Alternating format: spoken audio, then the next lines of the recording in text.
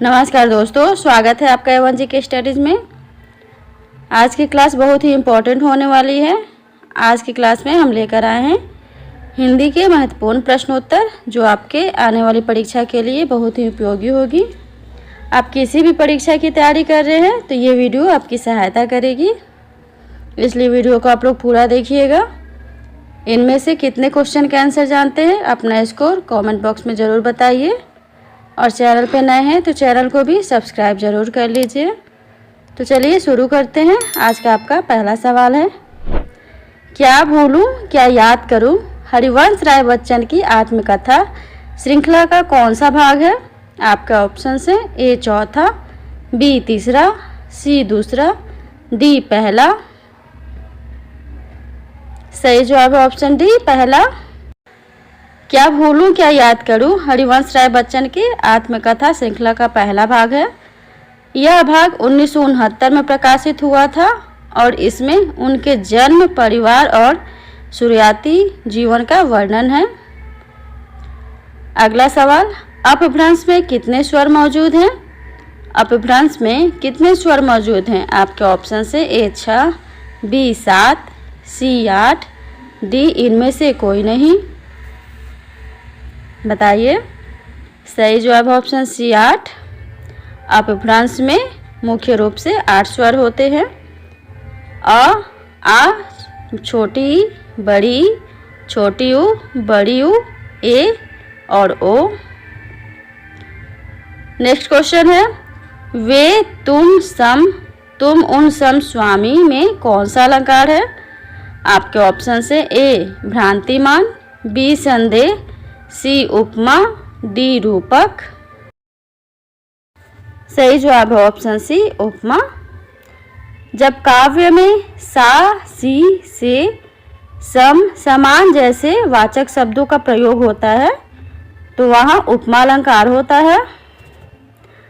अगला सवाल, वाक्य रसात्मकम काव्यम कहने वाले आचार्य हैं। आपके ऑप्शन से ए मम्मट, बी विश्वनाथ, सी भरत, डी राजशेखर। जवाब दीजिए। सही जवाब है ऑप्शन बी विश्वनाथ। वाक्यम रसात्मक काव्यम कहने वाले आचार्य विश्वनाथ हैं। नेक्स्ट क्वेश्चन, इनमें से कौन सा उपसर्ग अरबी फारसी का है? आपके ऑप्शन से ए भर, बी गैर, सी उप, डी कु। किसी भी क्वेश्चन का आंसर जानते हैं तो कमेंट बॉक्स में ज़रूर बताइए। सही जवाब है ऑप्शन बी गैर। गैर अरबी फारसी का उपसर्ग है, याद रखिएगा। अगला सवाल, निम्नलिखित में शुद्ध वाक्य कौन सा है? आपके ऑप्शन से ए अधिकारियों ने कागजात का निरीक्षण किया, बी अधिकारियों ने कागजात का परीक्षण किया, सी अधिकारियों ने कागजात की जांच की, या डी अधिकारियों ने कागजात का अन्वेषण किया। ये सभी प्रश्न परीक्षा के लिए बहुत ही महत्वपूर्ण हैं। बताइए शुद्ध वाक्य कौन सा है? सही जवाब ऑप्शन ए अधिकारियों ने कागजात का निरीक्षण किया। प्रशासनिक संदर्भ में निरीक्षण किया सबसे शुद्ध और मानक वाक्य है। अगला सवाल, वह मुझसे अलग रहता है वाक्य में कौन सा कारक है? आपके ऑप्शन से ए संप्रदान, बी आपादान, सी करण, डी अधिकरण। सही जवाब है ऑप्शन बी आपादान।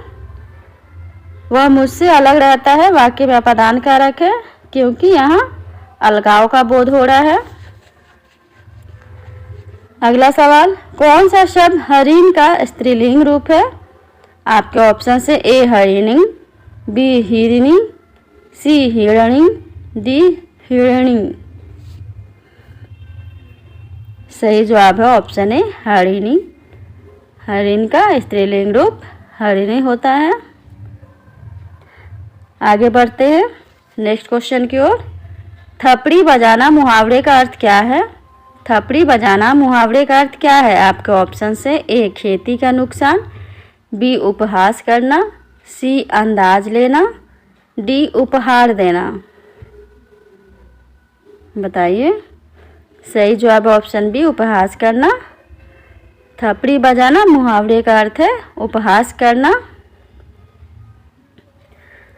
अगला सवाल है, जिसे अपनी जगह से अलग कर दिया गया हो के लिए एक शब्द है। आपके ऑप्शन से ए विस्थापित, बी अवस्थापित, सी संस्थापित या डी संस्थाजित। सही जवाब ऑप्शन ए विस्थापित। जिसे अपनी जगह से अलग कर दिया गया हो वाक्य के लिए एक शब्द विस्थापित है। नेक्स्ट क्वेश्चन, हमारा समाज उन्नति के पथ में है। इस वाक्य में किस प्रकार की अशुद्धि है? आपके ऑप्शन से ए संज्ञा, बी लिंग, सी कारक, डी वचन। इसका जवाब जानते हैं तो कमेंट्स में ज़रूर बताइए। सही जवाब ऑप्शन सी कारक। हमारा समाज उन्नति के पथ में है वाक्य में कारक चिन्ह संबंधी अशुद्धि है। यहाँ में के स्थान पर अधिकरण कारक का प्रयोग होना चाहिए। शुद्ध वाक्य होगा हमारा समाज उन्नति के पथ पर है। अगला सवाल, निम्न में से द्वंद्व समास का उदाहरण कौन सा है? आपके ऑप्शन से ए शोकाकुल, बी सर्वोत्तम, डी वीर पुरुष, बी पाप पुण्य। सही जवाब है ऑप्शन डी पाप पुण्य। पाप पुण्य में द्वंद्व समास है। द्वंद्व समास में दोनों पद प्रधान होते हैं। ये सभी प्रश्न परीक्षा के लिए बहुत ही महत्वपूर्ण हैं। आपके आने वाली परीक्षा के लिए बहुत ही उपयोगी साबित होंगे, इसलिए वीडियो को आप लोग पूरा देखिएगा। अगला सवाल, किस शब्द में कु उपसर्ग नहीं है? आपके ऑप्शन से ए कुरूप, बी कुशल, सी कुकर्म, डी कुचाल। कु उपसर्ग नहीं है, कौन सा शब्द है? सही जवाब है ऑप्शन बी कुशल। कुशल शब्द में कु उपसर्ग नहीं है, जबकि कुरूप, कुकर्म और कुचाल में कु उपसर्ग है। नेक्स्ट क्वेश्चन है, वात्सल्य रस का सम्राट किस कवि को कहा जाता है? आपके ऑप्शन से ए सूरदास, बी तुलसीदास, सी बिहारी, डी नंददास। बताइए। सही जवाब है ऑप्शन ए सूरदास। वात्सल्य रस का सम्राट सूरदास को कहा जाता है। अगला सवाल, जब एक ध्वनि का द्वित्व हो जाए तब वह क्या कहलाता है? आपके ऑप्शन से ए संयुक्त ध्वनि, बी युग्मक ध्वनि, सी संपृक्त ध्वनि या डी पारस्परिक ध्वनि। सही जवाब ऑप्शन बी युग्मक ध्वनि। जब एक ध्वनि का द्वित्व हो जाए तब वह युग्मक ध्वनि कहलाता है। इसमें पहला व्यंजन स्वर रहित यानी हलंत और दूसरा स्वर सहित समान व्यंजन होता है, जैसे कच्चा। अगला सवाल, तच्छिव का संधि विच्छेद क्या होगा? आपके ऑप्शन से ए तच्छ धन छिव, बी तच्छ धन शिव, सी तच्छ धन शिव, डी तत् धन शिव। सही जवाब ऑप्शन डी तत् धन शिव।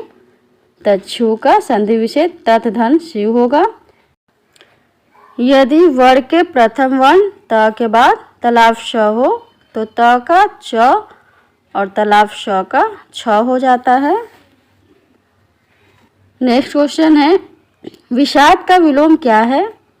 विषाद का विलोम क्या है? आपके ऑप्शन से ए हर्ष, बी प्रमाद, सी शोक, डी अवसाद।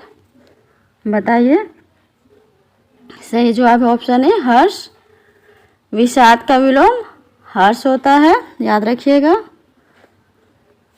आगे बढ़ते हैं। अगला सवाल है, प्रत्येक वर्ण का दूसरा और चौथा वर्ण क्या कहलाता है? आपके ऑप्शन से ए महाप्राण, बी उत्क्षिप्त, सी अल्प प्राण, डी अनुनासिक। बताइए। सही जवाब है ऑप्शन ए महाप्राण। प्रत्येक वर्ण का दूसरा और चौथा वर्ण महाप्राण व्यंजन कहलाता है।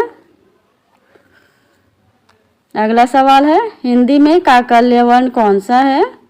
आपके ऑप्शन से ए य, बी दंत स, सी ह, डी टवर्गीय न। सही जवाब है ऑप्शन सी ह। हिंदी में काकल्य वर्ण ह को कहा जाता है, याद रखिएगा। अगला सवाल है, रश्मि और नीरजा के रचनाकार कौन हैं? आपके ऑप्शन से ए सुमित्रा नंदन पंत, बी प्रेमचंद, सी महादेवी वर्मा, डी जयशंकर प्रसाद। बताइए रश्मि और नीरजा के रचनाकार कौन हैं? सही जवाब है ऑप्शन सी महादेवी वर्मा। रश्मि और नीरजा के रचनाकार महादेवी वर्मा है, याद रखिएगा। आज के लिए इतना ही।